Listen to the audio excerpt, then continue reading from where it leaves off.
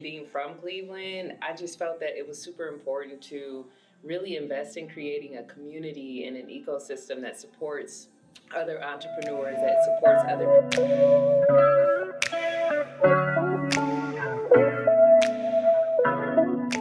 just to Yeah, like, it has to yeah, make sense yeah, for each individual aspect of your community that you're trying yeah, to create. yeah, Definitely. for sure. Okay. So what are some projects that you're working on now? Yes. And Yes. how can we hear about them? Okay. Let me see. I wear a lot of hats. Okay, so let me see. Okay. So as far fashionable ones. Oh, thank you.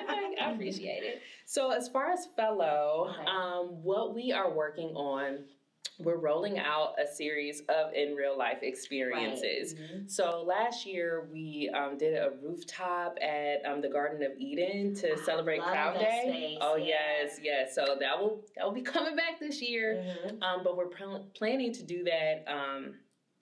This concept in a few different markets. So obviously Cleveland, very likely LA, also New York, maybe Atlanta. So we're planning those out right now.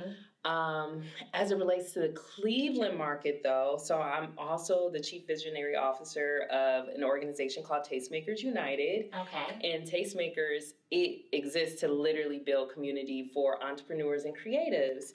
Okay. And so we have a couple of different events coming up where, people can come, connect with each other, and just have a really cool vibe. So one that's coming up is actually next Thursday, and it's called the Love Jones, a night at the Sanctuary. So it's a 90s themed mixer. I think I heard about that. Yeah. No, it's gonna be a whole vibe. Great. Yes. Yeah. Okay. So definitely check that out. And then lastly, I'm also an entrepreneur in residence for a company called Jumpstart. Okay. And so essentially I help other tech founders of color figure out what they need to do next in their business. And so with Jumpstart, I've been working on a pitch series called Pitch Cypher. And it's essentially a community event where up-and-coming founders can pitch. It's a vibe. There's a DJ. There's food, drink, all that good stuff. But most importantly, it's a forum where these entrepreneurs can share what they're doing and get direct feedback and win some money. And so that is great. Wow, you have your eggs in all the baskets. All the baskets right now. I know, it's a lot. So how do you find, because you were just talking about everything. How do you manage your time? How are you so goal oriented, and where is the well that you're drinking from that I can sip some of this? Listen, I am not gonna front and lie.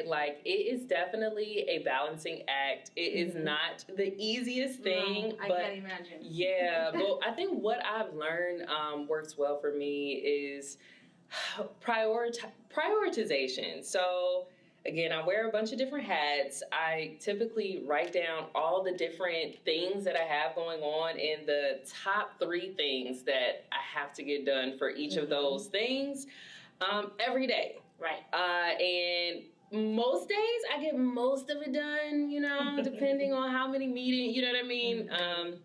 But it definitely is forcing me to find alignment. So I know last year, I think it was the year of expansion. It was definitely the year of yes. It was yes.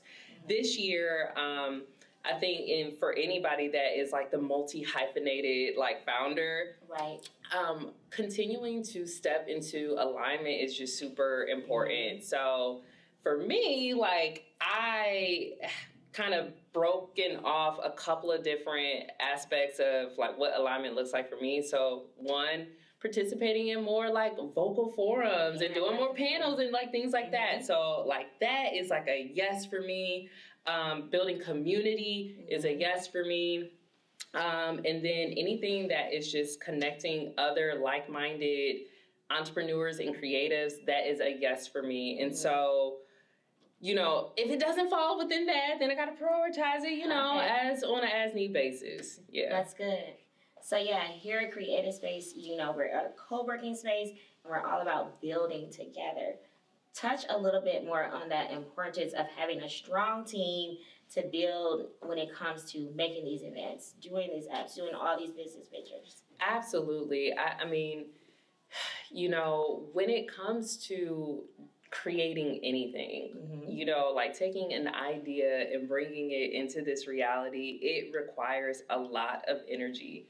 And it's very, we all have our own innate abilities to do anything. Like, I'm not saying that, but there is a lot of power when you can, collaborate with another one's energy that is really in harmony. It doesn't have to be the same exact vibration, but if it's in harmony, you're going to be moving further more quickly.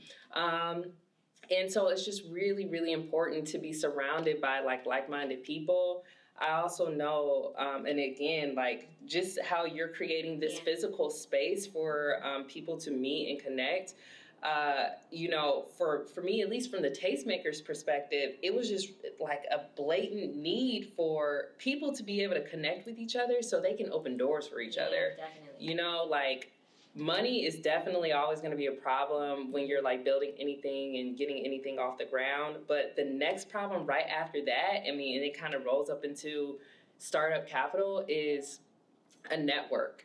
Having people that know people that can speak you into rooms that you aren't in right now. And you only get that from that community and that connection and being in proximity. And so that's why spaces like this is just really important. Yes. Definitely.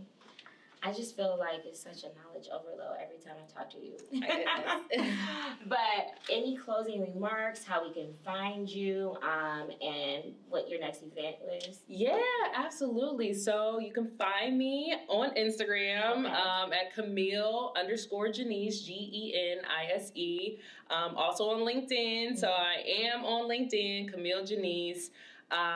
My startup for Fellow. So if you're a beauty lover or you have a beauty company, definitely check us out. And so that's FELOH app on Instagram. So Fellow app.